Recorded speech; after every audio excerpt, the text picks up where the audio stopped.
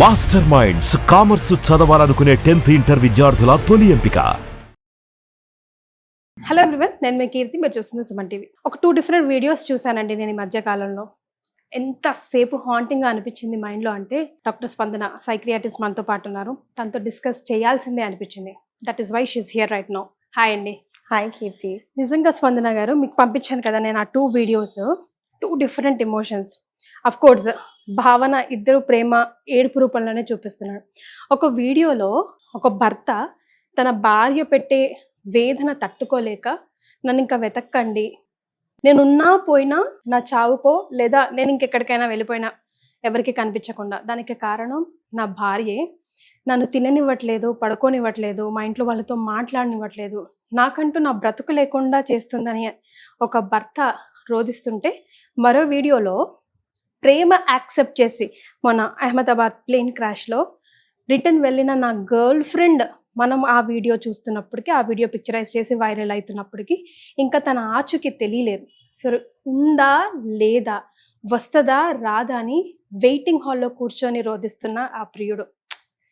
అసలు మనుషుల విలువ తెలుసుకుంటున్నారా వీళ్ళిద్దరిది కూడా ఒక డీప్ ఇమోషన్. వాళ్ళిద్దరూ ఏడుపులోనే చూపిస్తున్నారు, కానీ వాళ్ళ వెనకాల ఉన్న భావన ఒక బంధం గురించి కదా. ఎందుకండి అర్థం చేసుకోవట్లేదు ఇవాళ రేపు అనిపిస్తుంది. అవునండి, నిజంగా నా 2 వీడియోస్ చూస్తే ఎలాంటి వాళ్ళైనా కొంచెం మూవ్ అవుతారు. ఎందుకంటే ఇద్దరు అబ్బాయిలు, అంటే జనరల్ గా మనం అబ్బాయిల్ని అలా ఏరుస్తూ చూడం, కానీ ఆ ఇద్దరు అబ్బాయిలు 2 ఎక్స్ట్రీమ్ ఎమోషన్స్. ఇద్దరు బాధే, కానీ ఒక ఎక్స్ట్రీమ్ సిచ్యువేషన్స్. ఒకళ్ళు కోల్పోయాము, ఇంకో ప్రేమించిన మనిషి అని, ఇంకో అబ్బాయి ఏంటంటే నన్ను నేను కోల్పోయాను ఈ అమ్మాయి వల్ల అని. ఆ అమ్మాయి ఎంత టార్చర్ పెడితే ఆడ అలా ఏరుస్తున్నారో మనకు అర్థం కాదు. అసలు ఎంత అబ్బాయి ఆ ఏర్పు కూడా లోపల నుంచి తెచ్చుకొని ఏరుస్తున్నారు. నేను ఇలా తినలేకపోతున్నాను, పనుకోలేకపోతున్నాను, వాళ్ళ ఫ్యామిలీకి, ఇంకా వాళ్ళ ఇన్లాస్ కూడా సారీ చెప్తారు. ఎగ్జాక్ట్లీ, ఆ అమ్మాయి వాళ్ళ మదర్ ఫాదర్ కి కూడా ఆ వీడియో మనం వింటుంటే సారీ చెప్తా ఉన్నాడు హిందీలో. అవును, మదర్ ఫాదర్ వాళ్ళ ఇన్లాస్ కూడా సారీ చెప్తారు. వారి ఎంత అలా ట్రాప్డ్ ఫీలింగ్ అయితే ఒక మనిషి సూసైడ్ చేసుకుందాం అనుకుంటారు. ఆయన ఇంకా భరించలేక, అంటే ఆ అమ్మాయి ఏ లెవెల్ ఆఫ్ కంటిన్యూస్ టార్చర్ పెడుతుందంటే, ఆ అబ్బాయి మానసికంగా కరెక్ట్ గా లేరండి. అంటే ఒక మెంటల్ హెల్త్ పాడైపోయింది అబ్బాయి. కరెక్టే, కానీ ఆ అమ్మాయిని జీవితంలో నుంచి తీసేయొచ్చు కదా, లేదా తన జీవితంలో నుంచి వెళ్ళిపోవచ్చు కదా ఈ అబ్బాయి అయినా కూడా. ఎందుకు సూసైడ్ అని ఎక్స్ట్రీమ్ థాట్కి వెళ్ళాలి? నాకేమనిపిస్తుంది అంటే, చనిపోవడానికే ధైర్యం కావాలేమో అనిపిస్తుంది స్పందన గారు కదా. దానికి ఎంతో ధైర్యం కావాలి, ఈజీగా అయ్యే పని. ఒకవేళ కాకపోతే, అటు ఇటు అవుతే అన్న ఆలోచన ఒక్క సెకండ్ వచ్చినా ఆగిపోతారేమో. బ్రతకడానికి అఫ్ కోర్స్ ఇంకా ధైర్యం కావాలి, కానీ ఆ జీవితంలో నుంచి వెళ్ళిపోయి ఎవరిది వాళ్ళు బ్రతకొచ్చు కదా. అంటే నేను నోరుతో అన్నంత ఈజీ కాకపోవచ్చునేమో బహుశా. మీరు కరెక్ట్ చెప్పారు కీర్తి గారు, నిజంగా చనిపోవడానికి చాలా ధైర్యం కావాలి. కానీ కొంతమంది ఏంటంటే సూసైడ్స్ లో మనం 2 టైప్స్ చూస్తామండి. అది స్పర్ ఆఫ్ ద మూమెంట్, ఆ టైంకి అనుకొని చనిపోయే వాళ్ళు, లేకపోతే చాలా ప్లాన్ చేసి చనిపోయే వాళ్ళు. ఇలాంటి అబ్బాయి ఏంటంటే ఆ వేదన తీసుకోలేక, చావొక్కటే నాకు దారి. ఈ అమ్మాయికి ఇప్పుడు మీకు తెలుసు, కోర్ట్స్కి వెళ్తే అమ్మాయి డివోర్స్ ఇవ్వనంటే అబ్బాయిలకి డివోర్స్ రావట్లేదు. నేనే ఎన్నో డివోర్స్ పెటిషన్స్, ఈ కౌన్సిలింగ్స్ రాసాను హైకోర్టు కోసం. కోర్ట్ జడ్జెస్ దగ్గర నుంచి నా పేరే వచ్చింది ఆర్డర్ లో సైకియాట్రిస్ట్ గా. నేను వాళ్ళని చూస్తుంటే కొన్ని అబ్బాయిల మీద నాకు జాలేసేది. వాళ్ళు ఎంత టార్చర్ పడిన అమ్మాయి దగ్గర నుంచి కోర్ట్స్ డివోర్స్ ఇవ్వరు కీర్తి గారు. ఈ సిస్టమ్ మారాలి. ఈ సిస్టమ్ ఓన్లీ ఓకే అమ్మాయిని ప్రొటెక్ట్ చేయాలి, నిజమే, కానీ ఏంటంటే అబ్బాయిలు కూడా ఈ కంట్రీకి సిటిజన్స్. వాళ్ళ 2 sides ఫర్ అ కాయిన్ అన్నది ప్రతి ఒక్కరం కూడా అర్థం చేసుకోవాలి. ఎప్పుడు కూడా అబ్బాయే దోషి కాకపోవచ్చు, ఎప్పుడు కూడా అమ్మాయే దోషి కాకపోవచ్చు అండి. ఇప్పుడు పాపం ఈ అబ్బాయి కేసులో ఆ అబ్బాయి మెంటల్ గా చాలా డిస్టర్బ్ అయిపోయారు.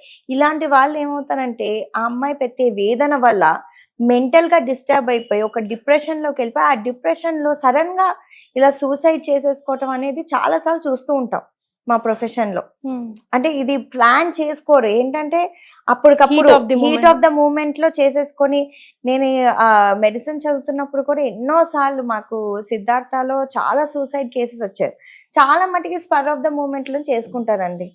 ఎందుకంటే ఆ వేదన ఎలా అంటే ఏదో ఒకటి చేసి ఎస్కేప్ అయిపోదాం. ఆ టెండెన్సీ వచ్చినప్పుడు స్పందన గారు, ఎవరైనా మన వీడియో చూస్తున్న వాళ్ళకి ఉపయోగపడవచ్చు.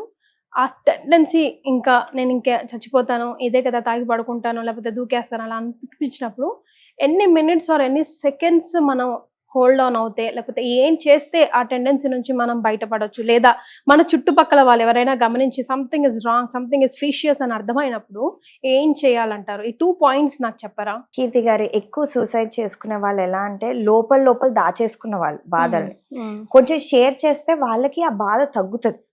సో మనకి ఎప్పుడన్నా వ్యూవర్స్ వినండి, ఎప్పుడన్నా మీకు సూసైడ్ ఫీలింగ్స్ లాగా వస్తే ఫస్ట్ మీ ఫ్యామిలీకి చెప్పండి. ఓకే, ఫ్యామిలీ భయపడతారు, నేను ఫ్యామిలీతో షేర్ చేసుకోను అని చాలా మంది అనుకుంటారు.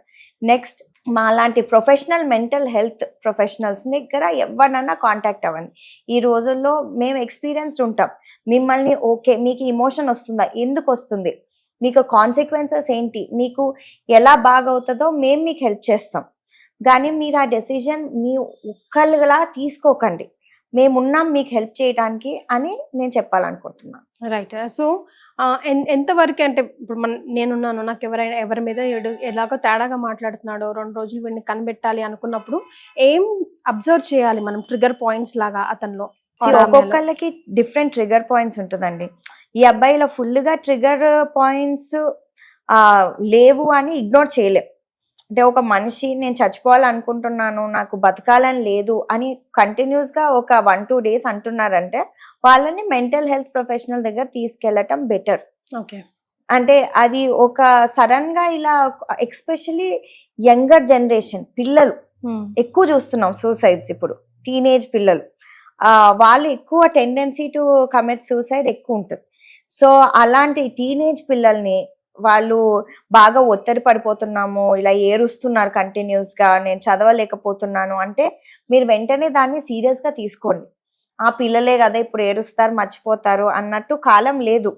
ఏంటంటే మనకి పిల్లలు ఏం చూస్తున్నారు టీవీలో అస్సలు మనం కంట్రోల్ చేయలేకపోతున్నాం. టీవీలో ఓకే, కానీ మరి సోషల్ మీడియా ఉంది, ఫోన్లో ఎంత స్క్రోలింగ్, అంత ఈ అబ్బాయి సూసైడ్ చేసుకున్నారు, ఆ అబ్బాయి సూసైడ్ చేసుకున్నారు.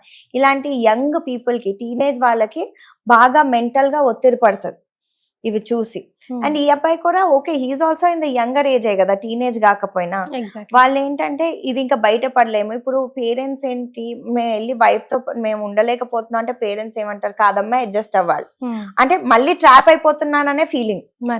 సో ఆ ఫీలింగ్ నుంచి బయటకు ఓన్లీ చావు ఒక్కటే అని డిసైడ్ అవుతున్నారు. అందుకనే అందరూ ఈ టైప్ లో ఉంటే హెల్ప్ తీసుకోండి. ప్లస్ అందరూ కొంచెం ఒక వేరే మనిషిని, పార్ట్నర్ని రిలేషన్షిప్ లో ఆ స్టేజ్ వరకు మనం పుష్ చేయకూడదు.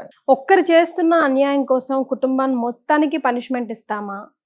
ఇప్పుడు తన వైఫ్ చేస్తున్న దానికి కుటుంబం మొత్తం పనిష్మెంట్ ఇస్తామా అన్నది కూడా వాళ్ళు ఒక్కసారి ఆలోచించుకోవాలి. ఇక్కడ సెకండ్ కేసు, ఆ లవర్ కేసు చూస్తే నిజంగా చాలా చాలా చాలా బాధేస్తోందండి. వెరీ సాడ్ అండి. అసలు లైక్ ఆయన అలా చూస్తూ అసలు మైండ్ అంతా కాసేపు డిస్టర్బ్డ్ గా అనిపిస్తుంది. I can truly understand like ఆయన ఏ పొజిషన్ లో ఉన్నాడో, ఇంకా ఎంత ట్రామాకి గురవుతున్నాడో అని చెప్పేసి. సో అతనికి మనం ఎలాంటి సపోర్ట్ ఇవ్వచ్చు, వాళ్ళ ఫ్యామిలీ ఫ్రెండ్స్ కానీ ఎలాంటి సపోర్ట్ ఇవ్వాలి? ఫస్ట్ అయితేనండి ఆయన వెళ్ళే బాధని చాలా మంది ఏంటంటే తలుచుకొని ఏడుస్తున్నాడు ఆ వీడియో. అవును, ఆయన వెళ్ళి ఆయన గోత్రు అయ్యే బాధకి చాలా మంది ఫ్రెండ్స్ వచ్చి ఇట్స్ ఓకే ఐ అండర్స్టాండ్ అంటారు. ఎలా అండర్స్టాండ్ అవుతుంది? ఇప్పుడు మనం ఆ పర్టికులర్ పొజిషన్ లో లేకపోతే ఆయన గోత్రు అయ్యే బాధ అండర్స్టాండ్ అవ్వలేదు. మనం ఏంటంటే ఆ టైంలో కొంచెం వాళ్ళకి అది బాధ అనేది స్టేజెస్ లో వస్తుందండి. ఫస్ట్ నమ్మలేకపోతాను. ఇప్పుడు ఏంటంటే ఇలాంటి ట్రాజెడీస్ ఎలా అంటే సడన్ గా ఒక మనిషి, ఇందాక 10 నిమిషాల ముందు కలిసిన మనిషి 10 నిమిషాల తర్వాత బాడీ కూడా ఉండదు. అది ఒక్క మెయిన్ థింగ్. ఇప్పుడు ఒక్కళ్ళకి ఎప్పుడన్నా డెత్ అనేది క్లోజర్ ఉంటే బాగుంటుంది. అంటే చనిపోయే ముందు ఓకే అంటే ఎంతో మంది అంటారు, ఒక్కసారి నేను వాళ్ళు చనిపోయే ముందు చూసున్నా వాళ్ళకి బాయ్ చెప్పున్నా బాగుండు అని. కానీ ఇలాంటి ట్రాజెడీస్ ఎలా అంటే ఎక్స్పెక్ట్ చేయని ట్రాజెడీస్. ఆ క్లోజర్ లేని వల్ల ఒక మైండ్ లో వాళ్ళు ఇంకా బతికే ఉన్నారు అంటే నమ్మలేకపోతుంది మైండ్. అసలు ఆ ఎయిర్పోర్ట్ నుంచి కూడా తిరిగి వెళ్ళి కూడా ఉండరు. అప్పుడు 25 సెకండ్స్ కదండి, జస్ట్ ఫ్లై అయింది అంతే. అప్పుడే కాలిపోయింది లేదు అసలు మనిషి కూడా అంటే జస్ట్ 15-20 మినిట్స్ ముందు బాయ్ చెప్పిన మనిషికి సడన్ గా అంటే ఇప్పుడు క్లోజర్ ఎక్కడ వస్తుంది? ఫస్ట్ మనం ఒక చనిపోయే మనిషికి బాయ్ చెప్పటం, సెకండ్ క్లోజర్ ఎక్కడ వస్తుంది? మనం బాడీ రిసీవ్ చేసుకొని ఆ లాస్ట్ రైట్స్ చేస్తే. అందుకనే మన హిందూ ధర్మంలో అన్ని రోజులు ఒక మనిషి లాస్ట్ రైట్స్ ప్రొసీజర్ ఉంటది. ఏంటంటే వాళ్ళకు కూడా, పక్కన వాళ్ళకు కూడా, చనిపోయిన వాళ్ళకు కూడా వాళ్ళకి మైండ్ లో కొంచెం అర్థం అవుతుంది, ఓకే ఈ మనిషి చనిపోయారు, ఇప్పుడు మన లైఫ్ లో ఉండరు అని. ఇప్పుడు బాడీయే అసలు చాలా మంది బాడీ సరిగ్గా రికవర్ అవ్వలేదు కదండి, కాలిపోయినాయి అన్నారు. అంటే ఒక మనిషి బతికారు కాబట్టి ఒక ఆశ ఉంటది చిన్నగా, మేబీ ఆమె కూడా ఎక్కడైనా దూకేసిందేమో, ఏదో అంటే రికవర్ అవుతుందేమో అని ఒక ఆశ ఉంటది. ఆ ఆశ మళ్ళీ మళ్ళీ చచ్చిపోతూ ఉంటది, ఎందుకంటే ఆ బాడీ రికవర్ అవ్వదు. ఇలా అవర్స్ అయిపోతూ ఉంటాయి, డేస్ అయిపోతూ ఉంటాయి. అందుకనే ఆ హోప్ ప్రతిసారి క్రష్ అవుతూ ఉంటది. ప్లస్ క్లోజర్ ఉండదు. బాడీ దొరకకపోతే, అది చూడకపోతే ఒక క్లోజర్ అనేది ఎలా వస్తుంది మనిషికి? ఎగ్జాక్ట్లీ.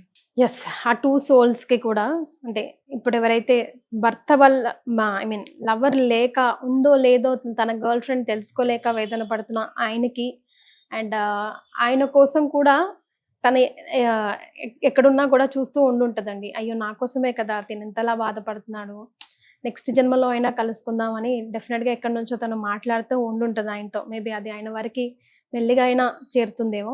ఇక ఇంకొక అతని గురించి చూసుకుంటే, భార్య ఒక్కదాని వల్ల నువ్వు చనిపోవాలన్న డిసిషన్ తీసుకోవడం కరెక్ట్ కాదు. You have else family. మీ లైఫ్కి మీరే కింగ్ అవ్వాలి. అంత చిన్న, నాకు అది చిన్నగా మనకు మాట్లాడుకోవడానికి చిన్నదేమో కానీ, but life on the whole చూసుకుంటే భార్య పెళ్ళి అనేది ఒక స్మాల్ పార్ట్ కదా. దానికోసం లైఫ్నే కోల్పోవాలా? మీ పిల్లలకి మీరు ఏం లెసన్ చెప్తున్నారు, మీ ఫ్యామిలీస్లో ఉన్న ఇతర చిన్న పిల్లలకి మీరు ఏం లెసన్ చెప్తున్నారు అన్నది ఒక్కసారి ఆలోచించుకోవాలి కదండి. 100% అండి. అంటే మీ వైఫ్ కోసం చనిపోవటం అనేది చాలా తప్పు. ఎందుకంటే ఏముంది, ఆ వైఫ్ చనిపోతే ఆ వైఫ్ మళ్ళీ ఇంకొక 1 year కాకపోతే 2 years లో పెళ్లి చేసుకుంటారు. కానీ చిన్నప్పటి నుంచి పెంచిన పేరెంట్స్ పరిస్థితి ఏంటి? ఆ లవ్ పెట్టుకొని ఇన్ని ఏళ్ళు నిన్ను పెంచిన పేరెంట్స్ పరిస్థితి ఏంటి? ఎందుకనే ఇలాంటి ఏదైనా స్టెప్స్ తీసుకునే ముందు please think about your parents, please think about your brothers, sisters, your family, your friends. ఎందుకంటే ఏదో ఒకటి లైఫ్లో సొల్యూషన్ వస్తుంది. లైఫ్ ఏదో ఒకటి ఈ రోజు కాకపోయినా రేపైనా సొల్యూషన్ ఇస్తుంది. కానీ ఇలా చేయటం మాత్రం ఆ ఫ్యామిలీకి, ఫ్రెండ్స్కి అందరికీ లాస్, చాలా పెద్ద లాస్. చాలా పెద్ద loss. Thank you so much, Andy, on this heavy note, living part. Bye.